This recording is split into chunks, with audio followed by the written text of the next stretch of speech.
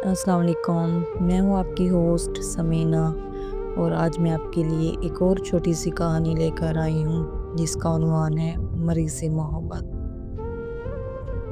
وہ بالکل عام سا دن تھا۔ مجھے 2 دن سے شدید نزلہ زکام تھا، اس لیے ناشتے کے بعد امی نے مجھے چائے کے ساتھ دوا دی تاکہ میں سکون سے سو جاؤں۔ ابھی میں سونے کی تیاری کر ہی رہا تھا کہ اچانک میرا سیل فون بجا۔ میں نے نہ چاہتے ہوئے فون ریسیو کیا تو میری خوشی کی انتہا نہ رہی۔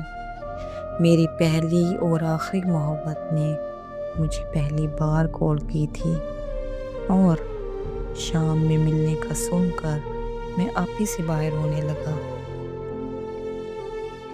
بخار، درد اور جسم کی بے چینی چند لمحوں میں ہی ختم ہو گئی۔ امی مجھے دیکھ کر رہ گئی۔ بیٹا، دوا نے بڑی جلدی اپنا اثر دکھایا۔ کیا بتاؤں امی آپ کو، میں منہ میں بڑبڑایا۔ جی، اب ٹھیک کہہ رہی ہیں۔ خوشی کی لہریں میرے چہرے پر رقص کر رہی تھی۔ اچھے کپڑے نکالنے کے بعد میں آئینے کے سامنے کھڑا ہو گیا۔ بار بار چیک کرنے پر آخر ایک سوٹ پسند کر ہی لیا۔ اب جوتے پہن کر چند لمحوں میں ہی تیار تھا، جبکہ 5 بجنے میں ابھی 2 گھنٹے باقی تھے۔ وقت میرے لیے جیسے رک گیا ہو، گھڑی کی سوئیاں سست پڑ گئی ہوں، ایسا محسوس ہو رہا تھا۔ یہ میری زندگی کی سب سے حسین شام ہے، جس کی میں نے برسوں پہلے خواہش کی تھی۔ وہ گھڑی آ ہی گئی تھی۔ میں مقررہ وقت پر ہوٹل پہنچا۔ وہاں علیشا پہلے سے موجود تھی۔ مجھے یہ احساس سرشار کر گیا کہ وہ مجھ سے زیادہ ملنے کو بےتاب تھی، تبھی تو مجھ سے پہلے ہوٹل پہنچ گئی۔ کیسی ہو؟ میں نے اس کے مسکراتے چہرے پر نظریں جما کر پوچھا۔ میں ٹھیک ہوں، اور تم سے بہت ضروری بات کرنے کے لیے یہاں تمہیں بلایا ہے۔ یہ کہتے ہوئے اس کے چہرے پر میں نے غیر معمولی سنجیدگی محسوس کی۔ سنو کشان، میں امی کے ساتھ لندن جا رہی ہوں۔ ابو نے ہمارے ویزے بھیج دیے ہیں۔ تم یہ بات نہیں جانتے کہ میری اگلے ماہ شادی ہے، اور میں اب مستقل لندن میں ہی رہوں گی، کیونکہ میرا ہونے والا شوہر وہیں رہتا ہے۔ اتنا کہہ کر وہ چپ ہو گئی۔ علیشا کے یہ الفاظ سنتے ہی سارا جہاں مجھے گھومتا ہوا محسوس ہونے لگا۔ بڑی مشکل سے خود پر قابو پا کر میں نے پھر سے اس کی گفتگو سننے لگا۔ میں تمہارے جذبات اور احساس کی قدر کرتی ہوں۔ میں اس بات سے آشنا ہوں تم میرے مخلص دوست ہو، اور واقعی مجھ سے سچی محبت کرتے ہو اور اپنانا چاہتے ہو۔ یہ باتیں سن کر میں جذباتی ہو گیا۔ کس قدر میں تمہیں چاہتا ہوں علیشا، اور تمہیں پانے کے لیے کتنی منتیں مانگی تھی۔ میں تو یہ سوچ کر تم سے ملنے آیا تھا کہ میری مرادوں سے مانگی ہوئی دعا پوری ہو گئی ہے، اور تم مجھ سے ملنے آئی ہو۔ میں نہیں جانتا تھا یہ تمہارا ملنا مجھے ہمیشہ کے لیے دور کر دے گا۔ کاش میں اتنے خواب دیکھ کر تم سے ملنے نہ آتا، کاش تم مجھے نہ بلاتی۔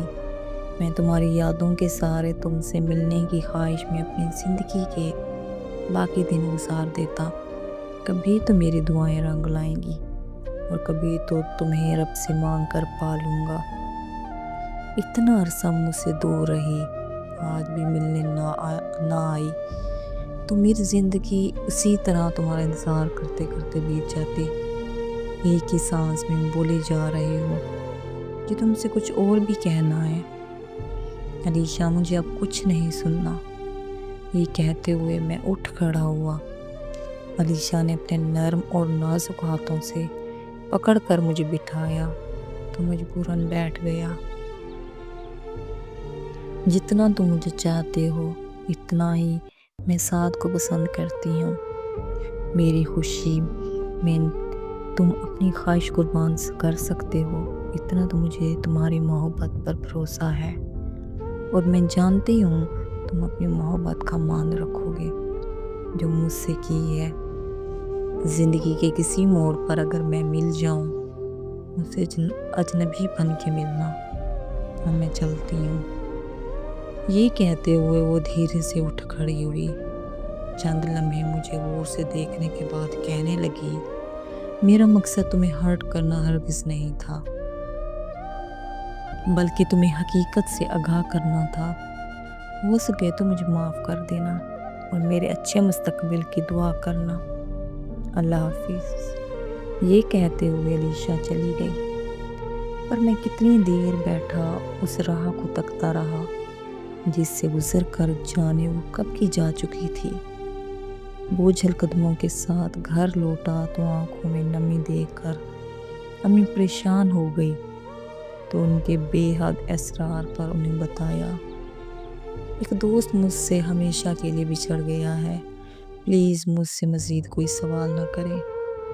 یہ کہہ کر میں صحن میں پڑی کرسی پر ڈھہ سا گیا۔ امی کے بار بار بلانے پر بھی اندر نہ آیا۔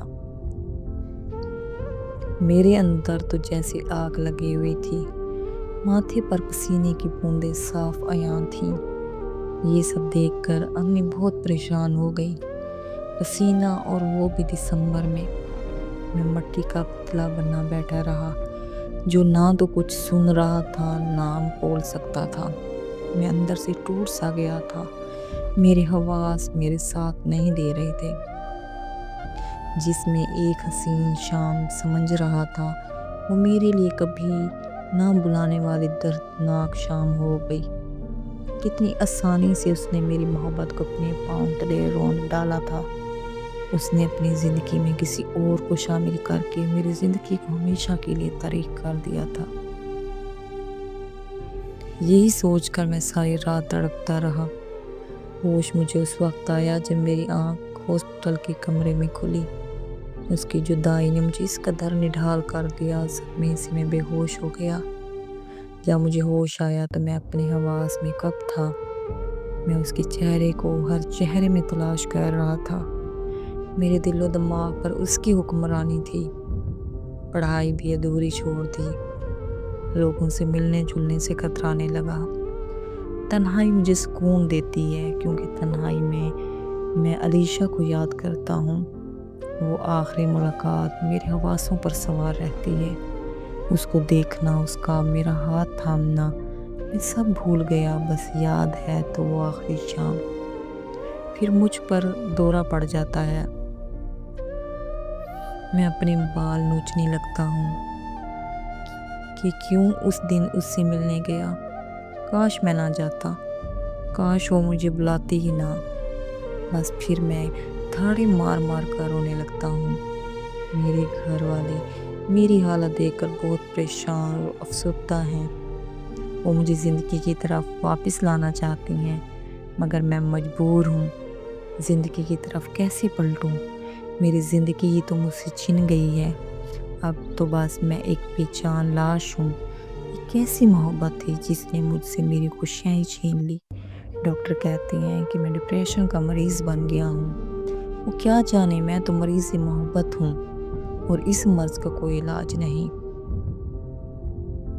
میرے لبوں پر ہمیشہ یہ دعا رہتی ہے کہ علیشا کی آنے والی زندگی خوشیوں کی سیج پر گزرے، اس کے دامن میں زندگی کی سب آسائشیں ہوں۔ کچھ دن ہسپتال میں رہ کر میں گھر آ گیا، مگر ایک بھی نام سی بے چینی اور الجھن ہما وقت مجھے اپنے حصار میں رکھتی۔ چھوٹی چھوٹی باتوں پر مجھے شدید غصہ آنے لگا۔ یہ تھی آج کی چھوٹی سی کہانی۔ امید کرتی ہوں کہ آپ کو بہت اچھی لگے گی۔ اگر آپ کو پسند آیا، کوئی کہانی اچھی لگے تو ضرور کمنٹس میں بتائیے گا۔ لائک کریں، شیئر کریں اور سبسکرائب کریں۔ ملتے ہیں اگلی ویڈیو میں، تب تک اللہ حافظ۔